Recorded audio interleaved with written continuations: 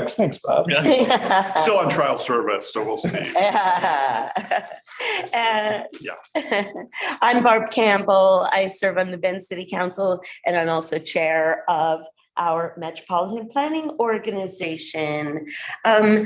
Andrea, maybe, do you know, is anybody online that we might want to acknowledge? I see that we have Greg Bryant, who is a member of our Technical Advisory Committee.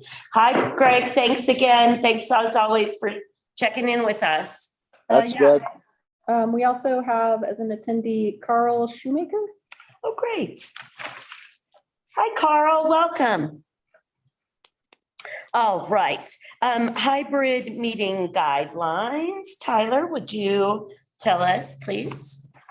Yes, just FYI, the meeting's being recorded. And for those online, I think everybody knows, just use the raise hand function if you would like to speak, and we will let you join us. That's all I have. Thank you. And that brings us to an opportunity for public comment. Have we got any members of the public who would like to comment today? I see John Halen, you've got your hand up. Go right ahead, John. Yes, this is John Halen. I'm on site wearing a blue t-shirt. I heard from the county when I was doing a thing at their building that from someone that the city of Bend's actually responsible for the center divide on the parkway and the condition of it. It was the understanding that when the parkway was built that the city would maintain the center. And I guess for 14 years it hasn't been. I am just curious what it would take to make the parkway look a little bit prettier. And I was thinking with the Hawthorne Bridge going in, this might be a good time to plant some plants on the center. I see hoses sticking out of the ground. I wonder if those are actually hooked up to water or not. What kind of infrastructure is there? And should we reach out to maybe a private organization that would be interested in funding planting plants, lavender, trees, you name it, on the parkway? Because right now it's just rock, and I think it could look really pretty. And it is the first thing people see when they come into town. So we should treat it a little bit better. Thank you. Thank you, John. Appreciate it. And then Carl, I'll ask you specifically, would you like to speak for public comment?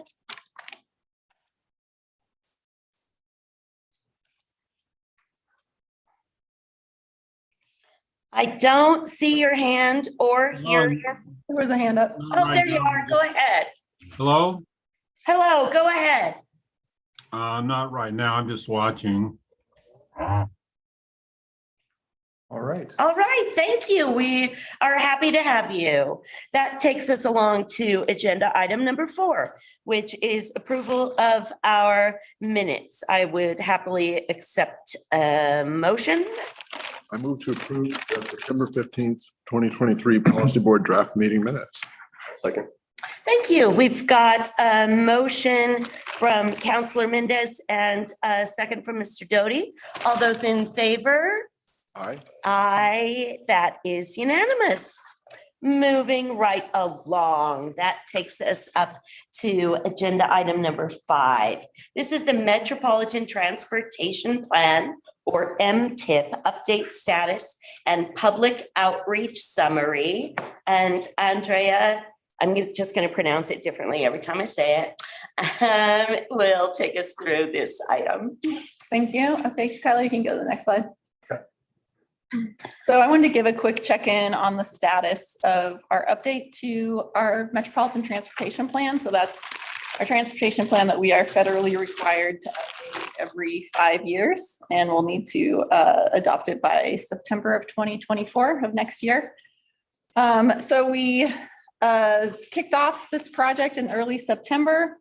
Since that time, we've been gathering updated data sets for the upcoming travel demand model runs. We've developed an outline of the MTB document as far as what areas of it need more work than other areas. We are currently developing and refining draft project lists from other planning documents. So from the city's transportation system plan, from CEC's transit master plan, various ODOT studies and planning documents. We are also right now beginning work on the preliminary funding assessment for the MTP, as well as we have developed a public engagement plan and put together some outreach materials and updated our project's webpage, which is bend.oregon.gov/MTP. We've tabled at 3 in-person events so far. So the first 2, the State of the City event in early September, as well as at the farmers market.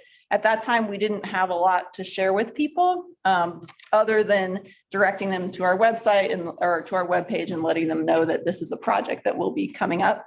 But we did participate in the Bend Park's fall community celebrations on October 6th, and we had a lot of really good participation with that. So I wanted to share that with you. You can go to the next slide.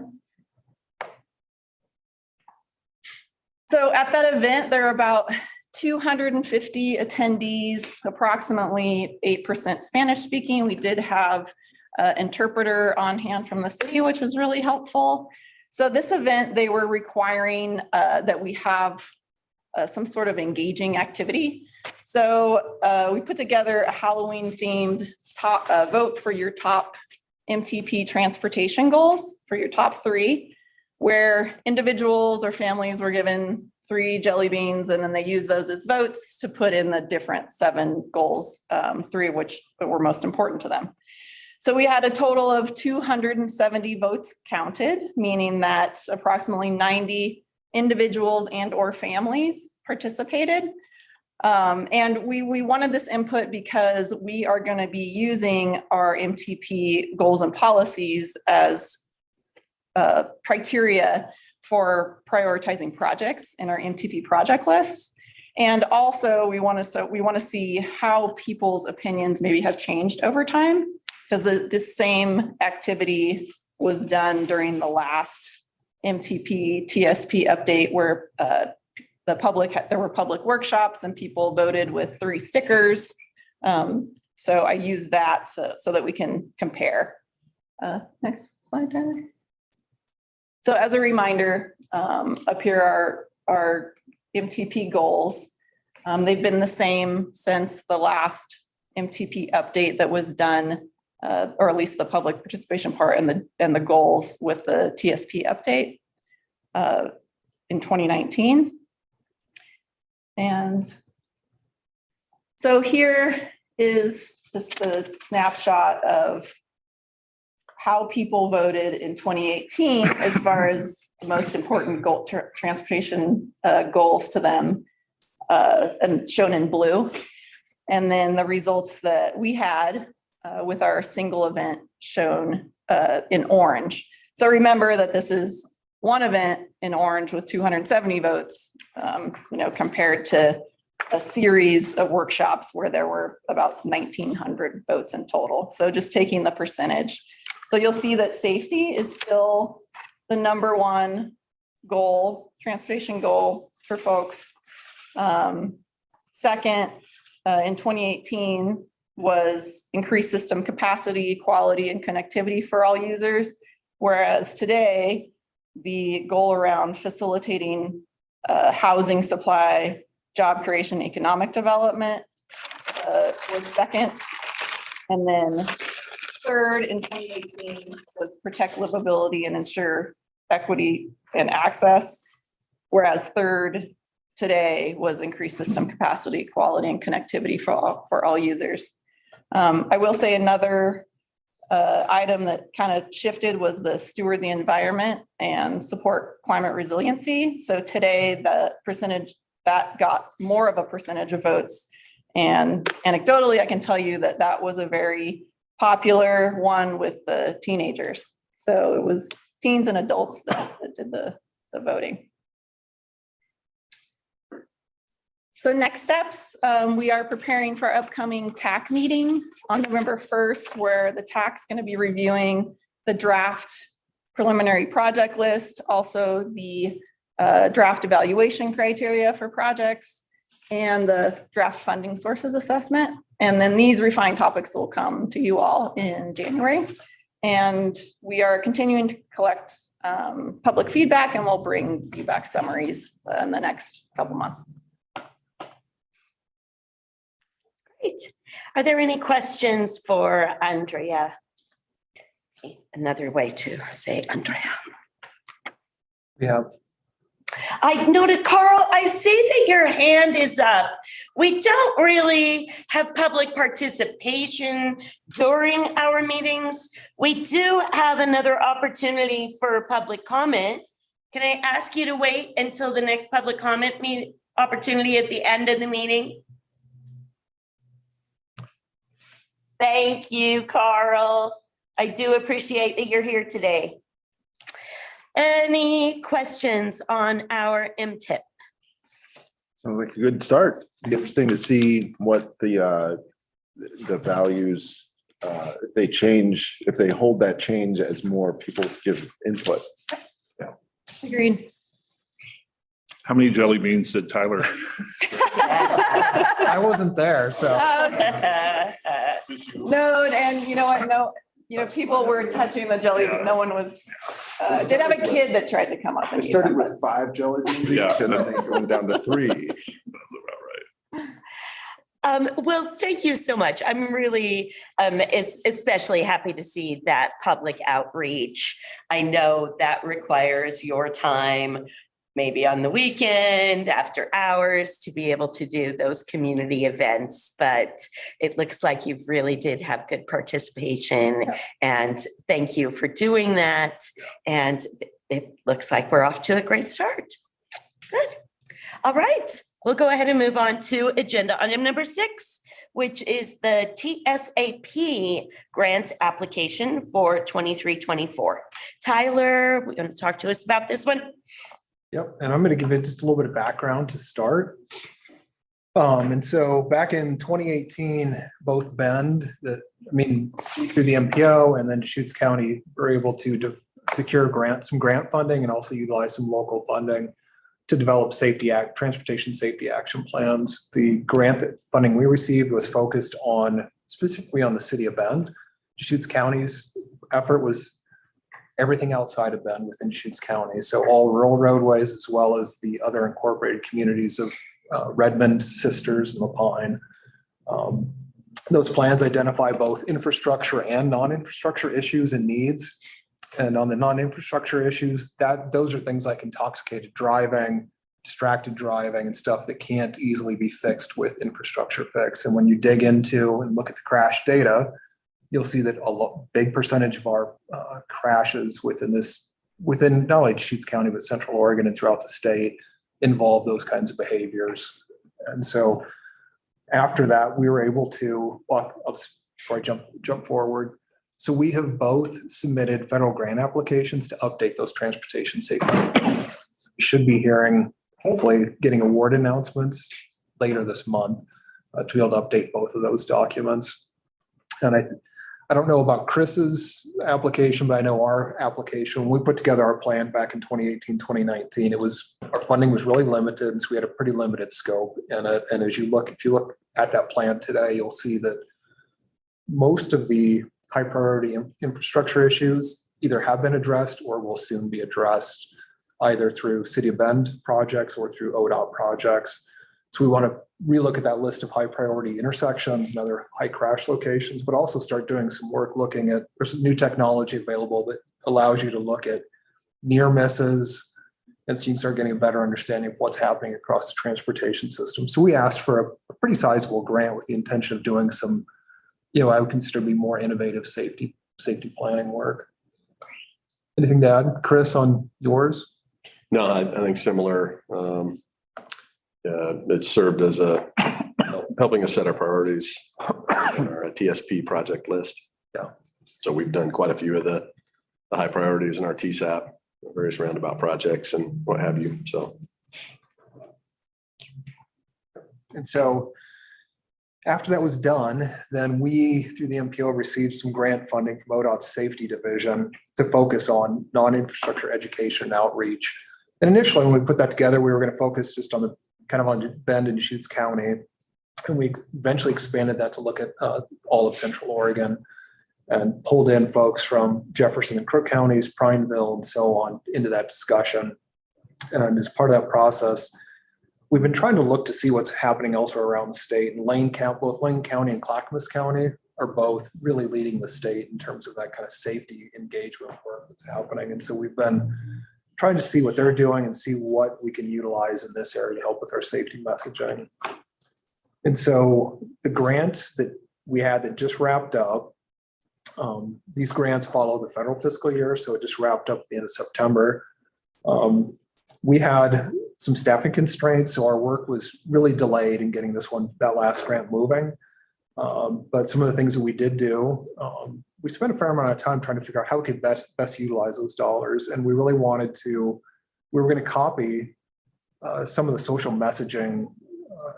media messaging and campaigning work that Clackamas County has done. We looked into that, and due to some contracting issues and cost, we opted not to pursue that at least at this point in time, but we did pursue the things listed at the bottom there. Clear Alliance is a nonprofit based in Prineville who has a real focus on reducing intoxicated driving. And they've had an active ad campaign underway the last several months on both TV and online. And so we're going to extend that through I think early January, with the idea of really pushing that messaging out during the November or the Thanksgiving to New Year's timeframe during the holidays when there's much higher rates of intoxicated driving. We were able to buy some school safety signs for both Redmond and Madras, similar to some signs that are already in place in Bend. And then buy large, bus side advertising on a CET intercity bus. So while not great, we got some of the money out the door into things that we think will be hopefully effective. So for our current 23 to 24 grant, we submitted the application and we're awaiting our funding agreement. And through work with that COACT safety subcommittee, we are going to be really focusing on first, just developing a communications plan and really looking at what are the best engagement options for Central Oregon, particularly with the funding that we have available today. I mentioned that social media work that was done up in Clackamas County. We thought that would be a great idea until we found out how much it was going to cost. It was going to be about $50,000, which would have consumed, 50 to 60% of our entire budget. And so while we have money, it's not a huge amount of money. So we want to really be strategic on how we use these dollars. At our last meeting of that safety committee, the direction we got was to really focus on intoxicated driving. We're continuing to hear a lot about speeding. And so I think we may come back to that group and say, could we do kind of a dual approach on this, is have an intoxicated driving piece, but also support some of the speed reduction messaging that local agencies are wanting to push out. And then the other big item is just starting to initiate discussions on how we want to keep this funding moving forward, how keep these activities moving forward into the future. ODOT is going to give us, I think they think they're going to be able to push some money out to us for a few years, but that's going to start tapering off. And so if we want to continue with the messaging communications that we've started, we'll need to figure out how to fund that locally. So that's my update on the transportation safety. Is there any questions or comments? Can you give us a sense of what the cost related to the non-infrastructure grant is, the one focused on public education and advertising? How much? Yeah, it's about $90,000. And then I noticed you mentioned staffing constraints delayed some of the work. How would you characterize the burden on staff to support these initiatives? In the past, it's been a pretty big burden. I think that's why it's been fits and starts to keep it. What we did at the end of the last cycle is we hired a COIC to help us facilitate the committee meetings and do a lot of that background research for us. And that was, at least in my perspective, that was really effective in terms of both the cost and what we got out of them. And they are very interested in continuing that relationship. So at least for the initial part, at least of this next grant cycle, we intend to extend that grant or extend that agreement with COIC and have them help us with some of that support. Thank you for that.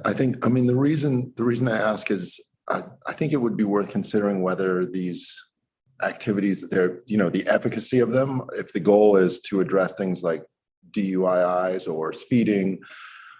From what I've looked into, I mean, I remember when Ben switched to the flashing signals 2 years ago, drivers see them, but they don't have a big effect on speed. I would say, I mean, at the time, I think our city council was willing to pursue them and support them as long as it wasn't the only thing that we were doing to, say, address safety in school zones. I think there's a similar story around DUI. I mean, I don't think that, I have my doubts about the efficacy of advertising on DUIs. I mean, the gentleman that died earlier this year on Boyd Acres Road, he was intoxicated. He drove to drink and then decided not to drive home, but he was killed in front of his wife on a section of Boyd Acres that doesn't have sidewalks. So I feel like if we focus on giving people other alternatives, making it real easy not to drive drunk, that will have better outcomes than just advertising, focusing on why you shouldn't drink and drive. So I feel like I just have my doubts about spending time and money on advertising when I don't know that the efficacy is really there. So if you have thoughts about ways that we might better spend staff time, or if we can spend that money on more tangible projects, I would love to hear it. I think those are great points. I think I've had some of the same, concerns. I think it's because we lower speed limits, for instance, and I would argue that the vast majority of people just ignore lowered speed limits if you don't have physical infrastructure changes and or enforced, associated with it. And so I think some of the advertising, we've talked, at least at the COACT Safety Subcommittee, about other ways to do, potentially utilizing the dollars, not only for outreach, but advertising options. So if you're in a bar, making sure that people know they have, alternative ways to get home. We've talked about, and we haven't checked with ODOT yet, but to see, could we utilize some of these dollars to subsidize, like pay for half of the cost of an Uber ride, or something like that. And that gets a little bit, there's questions about whether that's the right thing to do or not, but it's like trying to push alternatives and trying to make sure that people know that there are other ways to get home if they are intoxicated. Yeah, I'm sorry. I entirely understand and agree. And it's been decades. The Mothers Against Drunk Driving had an event recently. One idea that we tossed around and we're not able to get going before the end of September this year were literally coasters in bars. We know that the owners of bars like to get free coasters, and maybe that, that immediacy, perhaps there's a message there, actually under the drug, reminding it. I just agree with you, Ari. It is such a hard thing. The whole point is that after people have been consuming, they're not making good decisions. That's part of why they shouldn't be driving. And that means they're just so unlikely to make the good decision of calling a cab.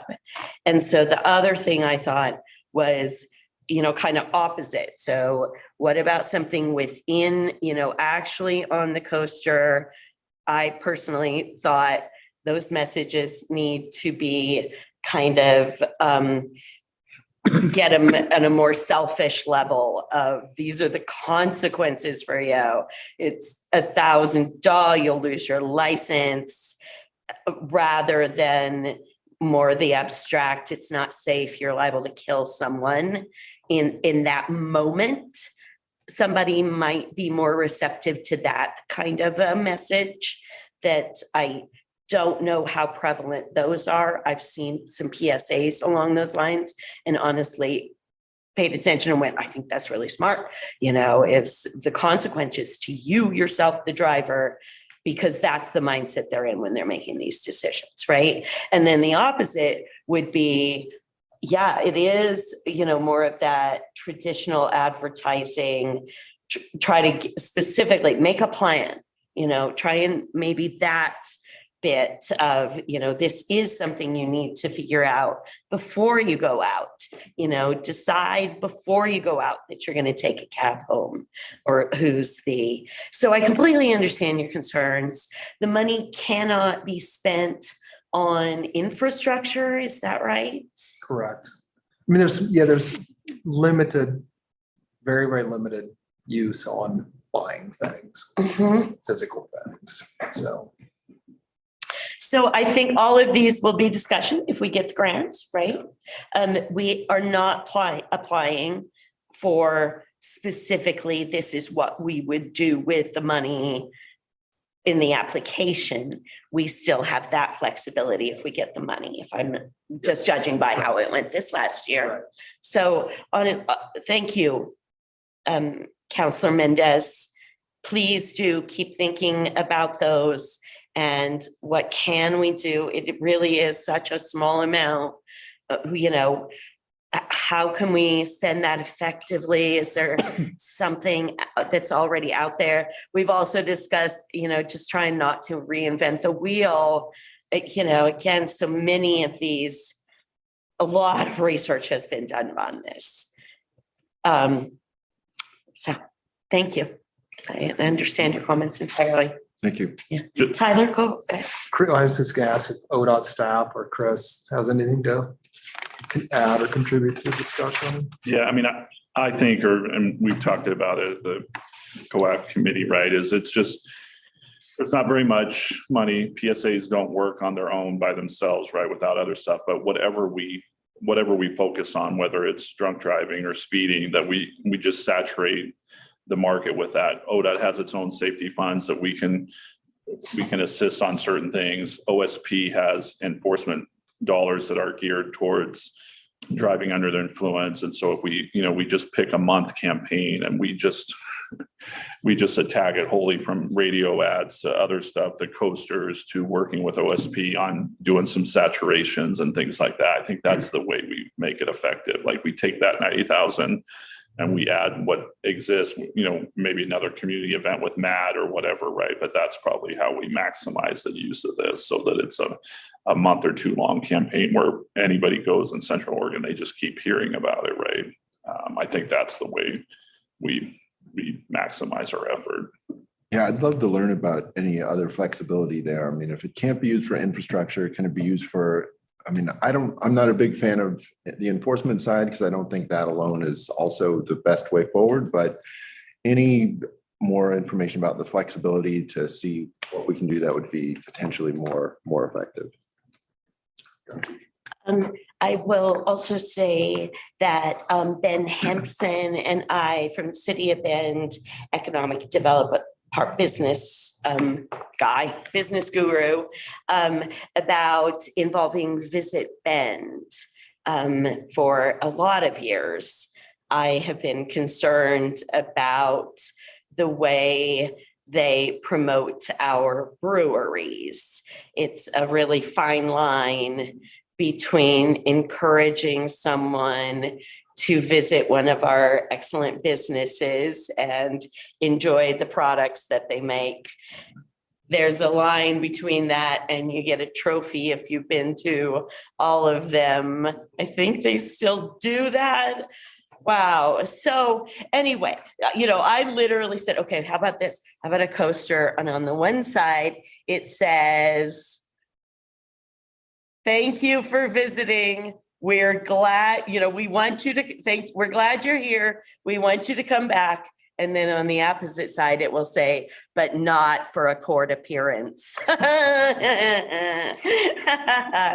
So, as far as, partners and who we might engage, I really do. I think Visit Bend, the right coaster, they of course don't want something that seems negative about our community. But, I really am at least a little bit optimistic that we might get them involved as far as sustaining and just more money, more partners, more sources of money. So TSAP, finds, where the issues are. And obviously alcohol and drunk driving is a big contributor based on crash data. But what would be second place there, Tyler, in the way of something that if it wasn't a campaign around, that, which, there's some numbness to over time. I know motorcycle crash fatalities as a proportionality of, how many motorcycles there are on the road versus the number of fatalities that are motorcycle related are a pretty significant piece. At least that came out of our TSAP. Are there other things that? I mean, a few other things that came out of at least what I remember out of the TSAPs was, there's a disproportionate number of young drivers engaged that are involved in crashes. Older drivers, there's not a disproportionate number of older drivers in crashes, but the outcomes when somebody over the age of 70 is involved in a crash, their likelihood of being injured is far greater because of just physical health issues. And so those issues popped up. Distracted driving was talked about a lot, but it's hard. It doesn't flow out of the data. Yeah, we don't have a lot of data on that because, unless you're able to retrieve somebody's phone records after a crash or they admit it, there's not a lot of data on that. I mean, you see a lot and we suspect that it's a big contributor to a lot of crashes nowadays. We don't have hard data supporting that. Yeah, and then motorcycles, that's a big one here too. And I think we've debated motorcyclists is such a small percentage of our drivers. It's like, do we do more outreach to that community or not? Is that an effective, should we be targeting them or not? Because they're a very small group, but they have And you target them and say, ride a motorcycle anymore. Right. Well, a lot of times it's intoxication is in a lot of motorcycle crashes. So, it's kind of, that's a big issue. I've noticed just over time, especially in this community and Central Oregon in general, is that, roundabouts initially are terrific traffic calming devices, but man, people are starting to really wheel through those pretty quick and, becoming so used to, really trying to push it. I was wondering if a campaign around, realizing that, hey, you are supposed to drive slow through these things. They are there for safety. You do need to watch out for that pedestrian that's usually, one off. It's another thing that doesn't scream out of the data, but it could be a unique opportunity, for this area, especially to refocus, people's driving habits through roundabouts. That you've kind of, my answer was just speed. Speed kills. Speed is the thing that kind of underlay or over, all the others. If you're distracted and you're going fast, that's going to be a deadly combination. If you're in any way intoxicated and you're going, maybe just specific that speed, and exactly like you say, try and educate people that we're doing this on purpose.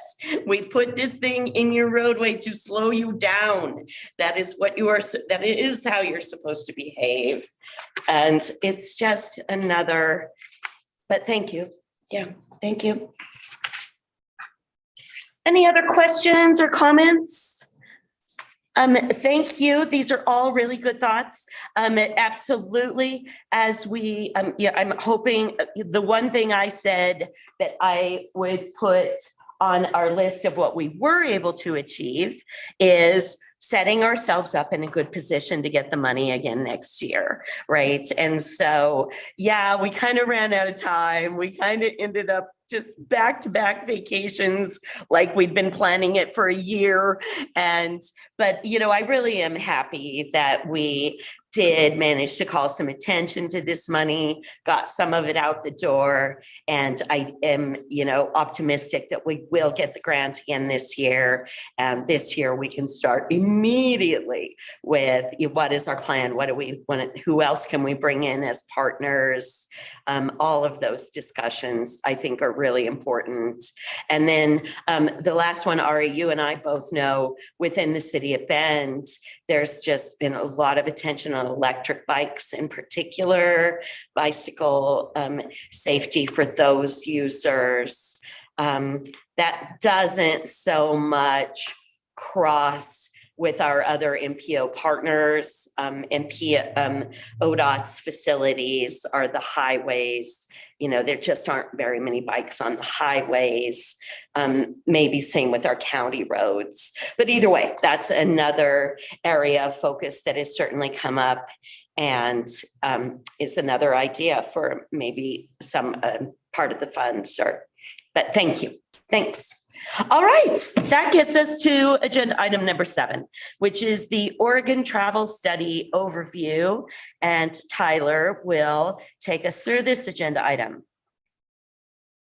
All right, so I'm not going to read everything on the slides. These are slides that have been utilized around the state for other presentations. And I pulled several together to make this presentation. But you know, what is it? This is a really large statewide multi-agency effort to collect updated travel data from people who live and work in Bend. The data that we collect, it performs the basis. We utilize it then for a lot of decision making that we do, whether it's updating a transportation system plan, the MPO plan, you know, a corridor plan, a bike and ped plan, that kind of thing. And so we really need good data to be able to do those, help make those decisions. And I think it says, like the third bullet says, real world behavior is needed for confidence in our models. And I think that's more applicable every single day, because I think the tools that we utilize for transportation work, the demands being asked of them are getting greater and greater all the time. You know, particularly as I think about, you're really wanting to better understand biking behavior, walking behavior, scenario planning as it's associated with the state's climate rules, that kind of thing. There's lots and lots of demands being asked of our tools. And our tools can get us part of the way there, but we're going to be collecting a lot of new data to help be able to make those tools better. And I think the last bullet is really important too, is that the last time we did a big statewide travel survey was in 2009 to 2011.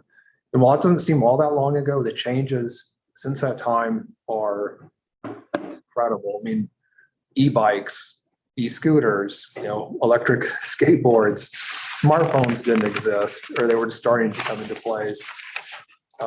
Uber and Lyft didn't exist.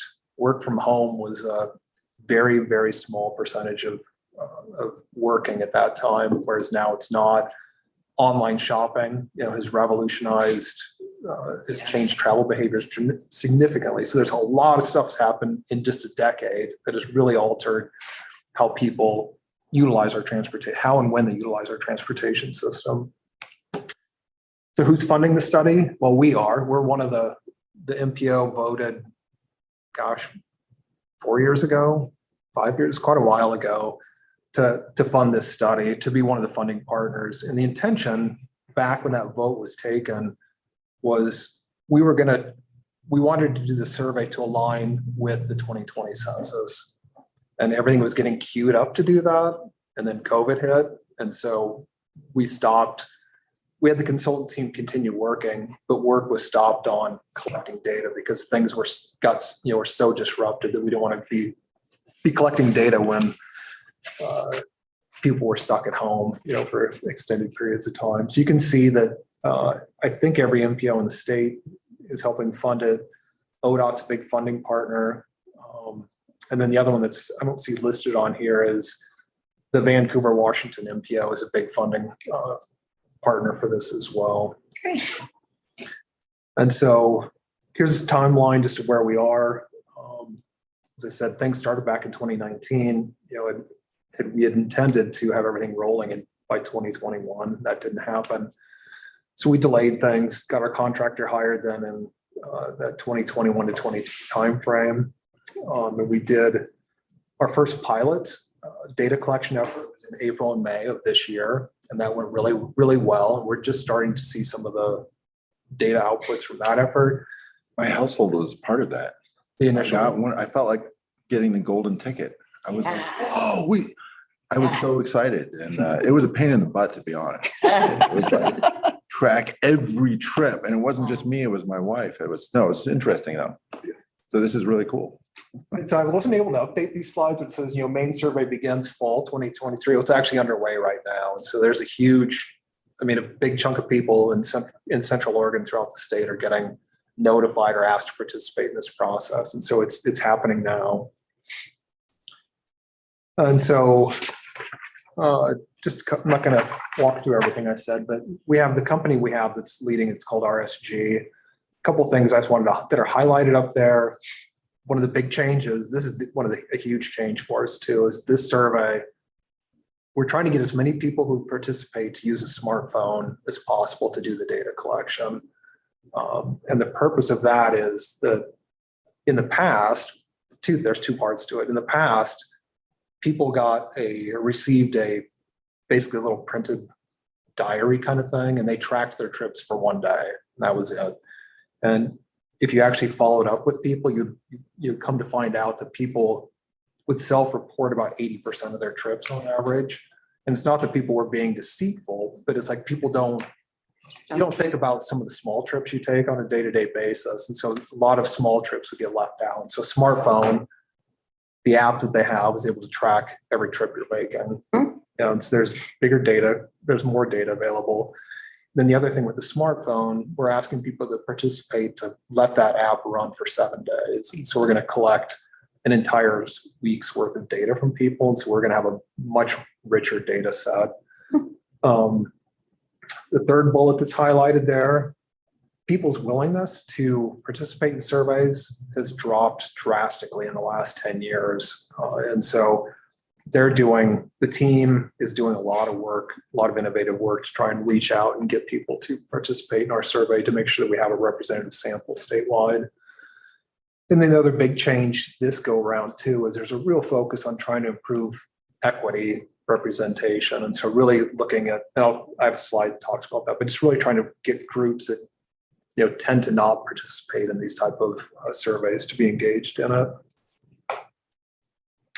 I'm not going to spend too much on this, but you can see this is just the sampling plan that was put together by the consultant teams. You can see that every inch of the state has, almost like an individualized sampling plan. And so it's even, even our rural counties like Lake County, there's 2 different kind of sampling plans they have in place to hit a fairly rural county like Lake County. And then the blue areas, those are all the larger urban areas, and there's individual plans in terms of how they want to sample households within those areas. So who provides data? The vast majority of it's going to be done through mailed invitations.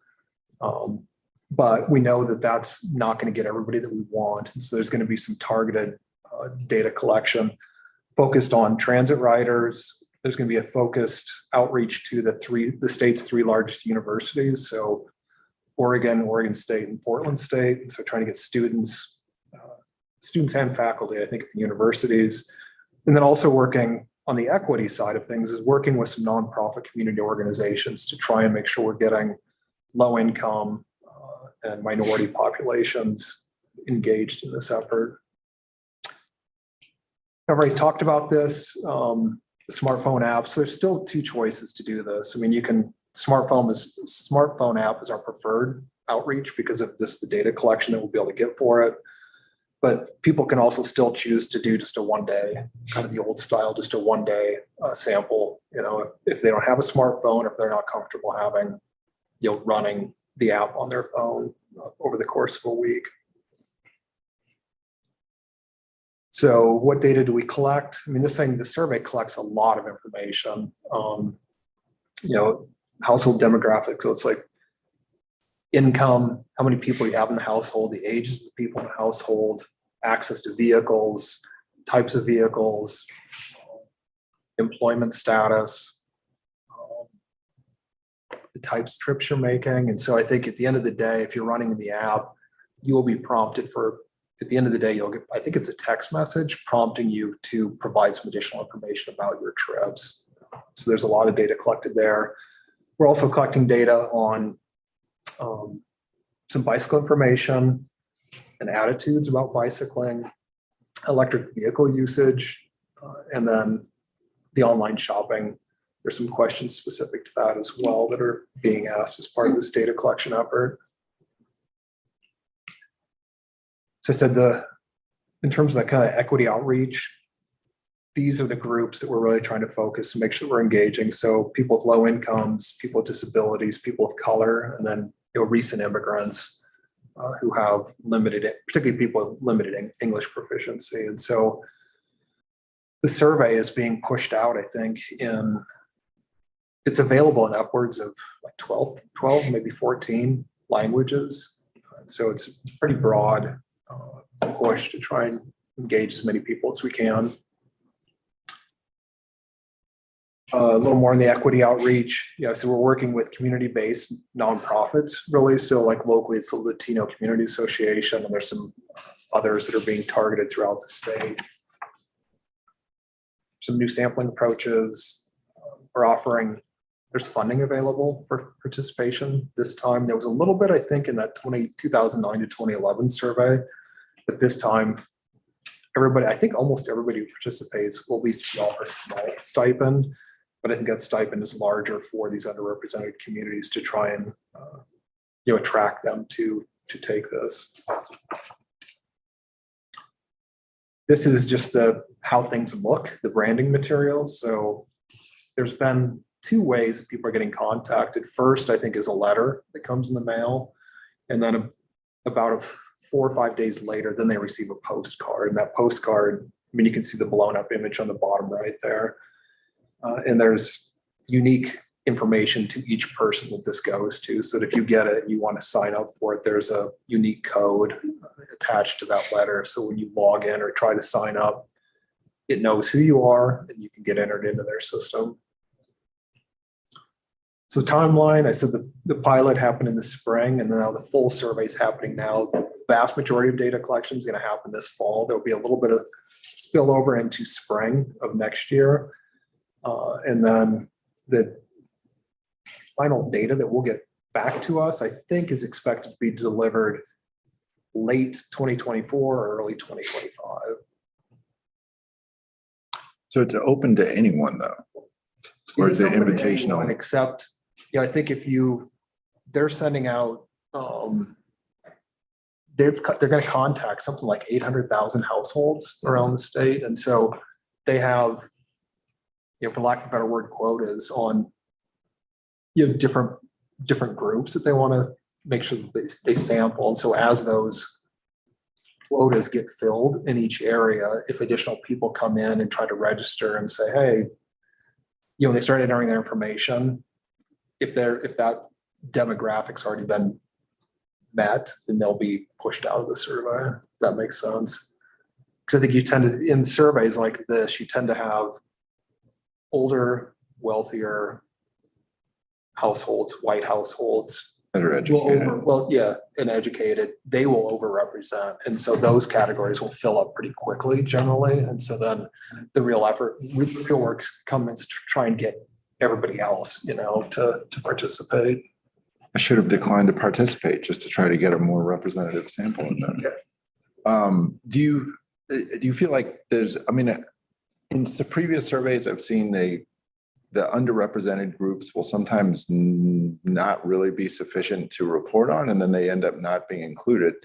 Can we make sure that, how can we make sure that there's enough information there to be useful and representative, as opposed to either not enough to really even warrant considering because it's, not enough people participated, or Yeah, and that's been a big discussion, I think, among the project management team, is how do you do that, and how do we? And I think they're still waiting to see what data comes in, and I don't think we're going to have that answer until we're a little further along. And I think if data collection is happening right now, the target is October through mid-November, and then they want to shut it down before we slide into the holiday period. And so over the course of the winter, the consultant team will be combing through that data. And then if they're starting to find big shortcomings, they will push out, they'll do some additional sampling in the spring. And so I think over the course of this winter, we'll find out if we're getting, minority populations and particularly low income households to participate in the survey. so you don't need an invitation to participate though. Well, that's a good. You probably go online and voluntarily, sign up and see what options are there. I mean, they're really pushing out, using random mail sampling to try and get as cross representative sample as they can. But I think people have the option to go online and volunteer for it. But again, people who volunteer and that could go that way, it's the people he would think would It volunteer. looks like you do need an access code. Okay, But you could probably contact the consultant team via the website. I want an access code. And ask for an access code. You already got the golden ticket. I was in the pilot study, but I think we might have, I can't remember if we had an incentive to complete it because it was a pain in the butt. And I kind of wonder if how many people will get involved in this and then just drop out because it's a lot to track. Yeah. Did So you use an app at that time? yeah, but the problem is the app doesn't, it's not as automatic as you want it to be. There's a lot of manual entry that you have to do. Okay. And you have to sort of verify what you're doing. And so, yeah, it does part of it, but if it doesn't sync up, like if you say, I went across town for this, but I stopped on the way, you have to figure out how to tell it that you stopped on the way because that's counted as a separate trip. So the app I think it's better than what you were describing before. When It still requires a lot of technical support to kind of do And I it. know, I don't know if you submitted comments, but I know when they did the pilot in the spring, they got a lot of they were seeking feedback from folks. I mean, they've been using this app and tweaking it, over time. So this company, RSG, has been, they built this app. It's they own it, and they built it 5-6 years ago. They've been using it around the country and they keep refining it every single time they do a survey. And so they got a lot of feedback about just issues like you said during the spring pilot.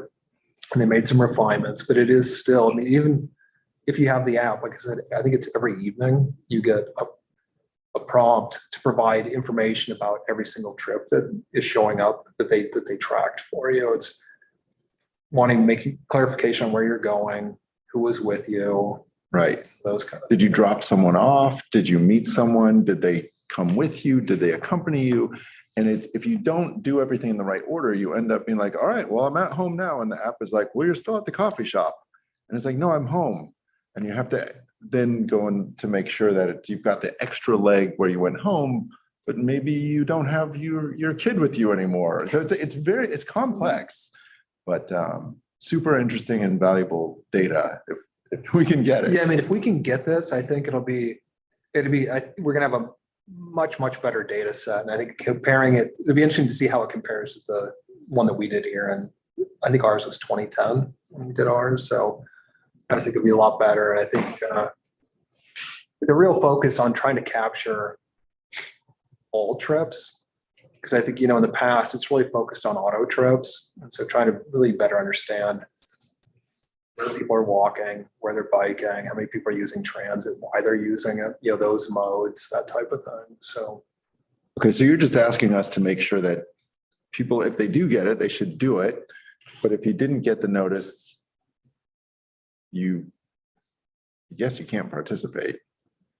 No, I guess, I said they're continuing to push out notices, or, via mail. Oh, okay. And so there's still stuff coming in mail to people. Cause I got contacted by somebody yesterday just saying, hey, I'm having an issue with something with it, and they had just gotten their notice yesterday. You said 800,000?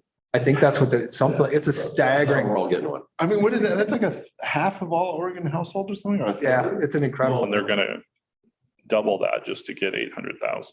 I mean, it's like, there's gonna send out 800,000-ish with the goal of getting, like 20,000 or 30. I can't remember what the Oh, goal okay. is, but it's like, we know that even if you push out that many, you're only gonna get 30. We're pushing for like 30,000 completed surveys, I think, is For the price of the mailer, we should have just said, if you finish it, we're going to give you $20. The incentive is, I think that's why I stuck with it. I feel like we got $20 or something. I can't it's remember. $20 or $30, I think. Something like that. You can go. And they made you work for it though. Worked out to 25 cents an hour. A little too close to home, Tyler. So I think just the biggest, that for us, then just the last slide I have here is, it's underway now. The main survey is underway now. And if you have any, particular elected officials, if you get calls, let them know it's legitimate and it's important, and just say, hey, we understand that it's time consuming, but it's a valuable and rich data source that we'll be utilizing to update our transportation models and other tools that we use for the work that we do. Privacy concerns. I mean, I know some people are like, I don't want this app tracking Right, me on yeah, my phone all the tracking. time. Like, Yeah. Yeah, I mean, so obviously while the data is getting collected, they know who you are, but it's like once it's rolled up, everything's anonymized, and so the data, it's made anonymous and it's aggregated. They will aggregate similar households together, as they start to kind of, as they do the data sorting and cleaning process. have you looked at, there's a new Google travel site that provides it's not nearly as in depth, but they've reached out to municipal governments. Bend is one of them. And there's some information. I started to look at it and I think they're open to feedback, but it sounds like city staff, I think, wanted the boundaries shifted or something. And they were like, no, we're not going to do that. So there might be limitations on how useful the data is, but it might be just an interesting baseline to look at anyways. Because they have all the data. Like they definitely know. They know what we more are. than we do in terms of what people are doing. That's what you tell everybody. We already have the data. It's not like we're collecting anymore. They know everything about you. Is it this one, Larry? Yeah, that's it. Yeah, they've got mode split and It's called Google Insights. That's They what it have a is, number yeah. of different. You know Northwest. everything. Well, I think I'll give it to you. I would, so how important this information is, I feel like Councilor Mendez and I are experiencing this minute as we're exploring a transportation utility fee and what rates are we going to give to different people in different households. And, the data we're using for that is nationwide. People in apartments drive less than people who own home. It's really very general, outdated. So yeah, please, if anyone's listening, please do participate. This is a difficult thing. And then I'm also thinking about how simultaneously we're trying to find information out for housing in order to know, where we need to be aiming with our resources if we're promoting housing. 3-bedroom apartments versus studio apartments, literally data like that. With regard to that survey fatigue that we all have, this is just a comment for the universe, maybe in designing we're already asking a lot of demographic questions that will be useful for our housing department. I absolutely will tell them, take a look at this. We've got it now, information about how big is their household. I'm imagining how many adults in your household. That's all good, useful information for housing. Maybe in the future, we'll look at those demographic questions.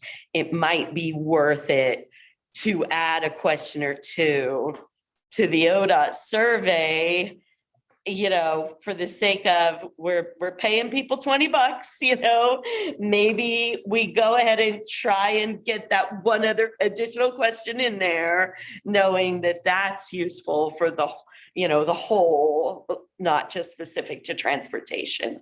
But yes, I am very much interested in looking forward to better data about what people are actually doing out there. Great. Any other questions? No? All right. Then that just takes us to agenda item number 8, which is other business. Tyler, is there anything you'd like to say about this?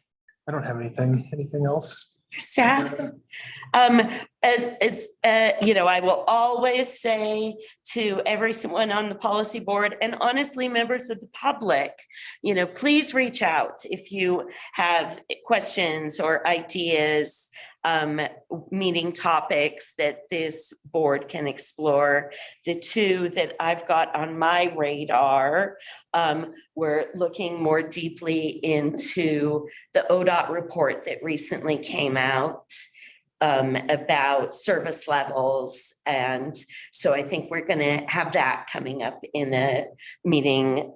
And the other was someone just asked me about the flashing speed signs that have come up in our school zones.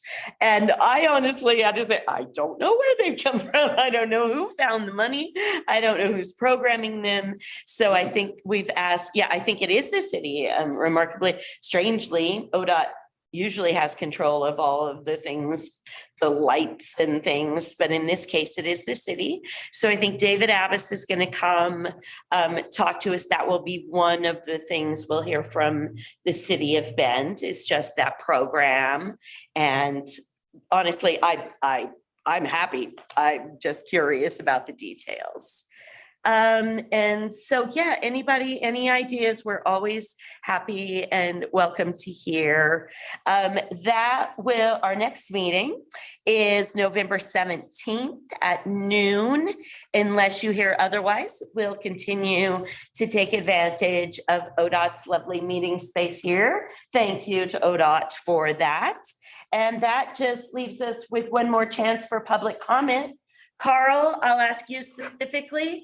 Go right ahead, Carl.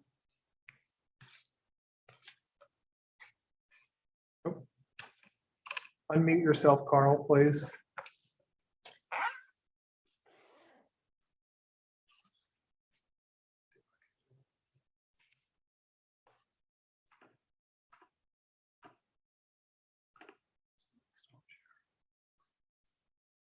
Looks like you're still muted, Carl.